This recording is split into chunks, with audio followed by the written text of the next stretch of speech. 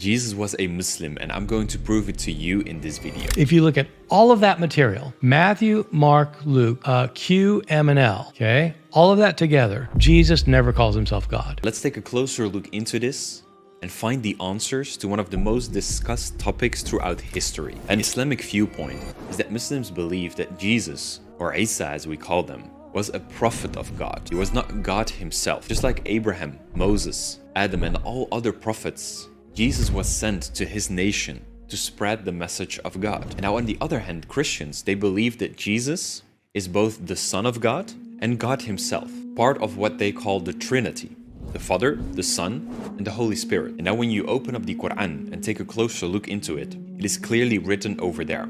For example, in chapter Surah Ma'idah, verse 75, where it says, the Messiah, son of Mary, who was no more than a messenger, just like other messengers have passed away before him, and his mother was a woman of truth. But then when you look into the Bible, it becomes a little bit more unclear.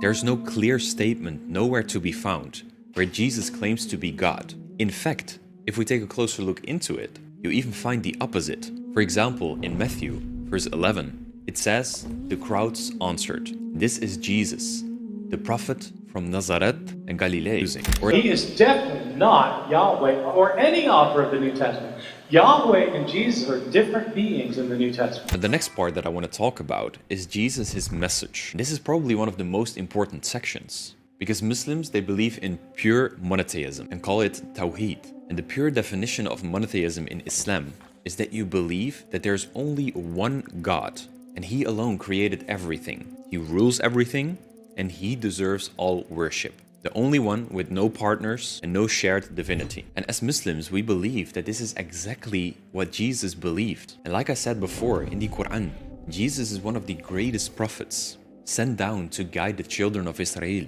back to that pure monotheism, where Jesus said, indeed, God, Allah, is my Lord and your Lord, so worship him. That is the straight path. But then when you look into the Bible and the sayings of Jesus, it feels like this message is only confirmed. For example, in John, verse 3, it says, now is the eternal life, that they know you, the only true God, and Jesus Christ, whom you have sent. Or Matthew, verse 10, then Jesus said to him, away with you, Satan, for it is written, worship the Lord, your God, and serve him only. I mean, according to this consensus, scholars like E.P. Sanders, James D. Tabor, Bart Ehrman, and Dalai Ellison, they confirm that Jesus, based on the scriptures and the teachings in the Bible, actually was a prophet, claimed to be a prophet of God, and preached monotheism, just like all the prophets did before him. Jesus never claimed to be God himself. But I would just say that, look, even declaring to be the Christ, what does the Christ do?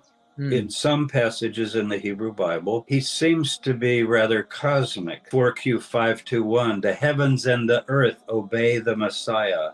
And then he raises the dead and all this. So he's a divine agent, very exalted, but not God. Now, in terms of what scholarship says, what historians have discovered, it seems to me that Jesus didn't preach Christianity. He didn't come to found a church. The earliest Gospels don't have Jesus speaking of church at all. And he doesn't preach Christianity. When discussing the consensus among critical scholars throughout history, it seems that they all agree that Jesus did not walk around on earth claiming to be God, because there is no proof of that at all. Or another book called The Relocated Christianity, which was written by Jacob Slavenberg, a Dutch cultural historian and a specialist in early Christian movements. And in this book, he provides a list of early Christian theological beliefs. And what you can find in here is that the early Christians believed in one God and an invisible one. And coming from this God, after this message, from him comes the Holy Spirit and Christ, not as part of a Trinity, not as part of God,